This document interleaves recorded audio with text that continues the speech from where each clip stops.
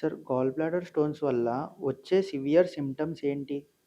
Gall bladder stones వల్ల severe symptom అంటే right హైపోకాండ్రియల్ pain అంటాం. అంటే ఈ కుడి పక్కన లివర్ ఉన్న చోటన ఇలా పిసికినట్టుగా, పిండినట్టుగా నొప్పి వస్తుంది.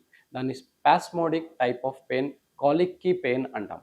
రెండోది ఈ నొప్పి ఎడమ భుజానికి కానీ, కుడి భుజానికి కానీ స్ప్రెడ్ అవుతుంది. ఇది లాగడం ఎప్పటికీ భుజాలు అనేవి ఉంటాయి. ఇంకోటి ఈ వీపు దగ్గర నొప్పిలాగా కూడా ఉంటుంది.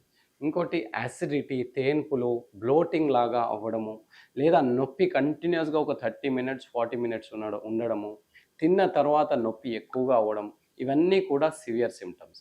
ఇంకా సివియర్గా చూస్తే ఎప్పుడైతే ఆ స్టోన్ ఉండడం వల్ల గాల్ బ్లాడర్ ఇన్ఫెక్షన్ అవుతుందో దీనివల్ల వాంతులు అవ్వడము, వాంతులతో పాటు ఫీవర్ రావడం కూడా జరుగుతుంది. సో ఇవి సివియర్ సిమ్టమ్స్. ఇలా ఉంది అంటే కోలిసిస్టైటిస్ అంటాం. అంటే గాల్ బ్లాడర్ ఉన్న ఏరియా మొత్తం ఇన్ఫెక్షన్ అయింది అని అర్థం.